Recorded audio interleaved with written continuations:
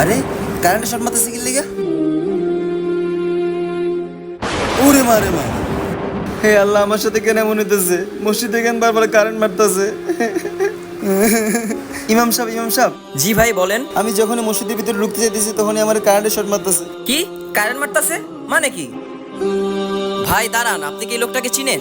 উনি তো আসার সময় তাড়াতাড়ি যাই, পরে নামাজ পড়বো না। আরে এখানে দাঁড়া দাঁড়া প্রস্রাব করতেছে, ছি। আজান দিয়ে দিছে, যাই নামাজটা করে আই।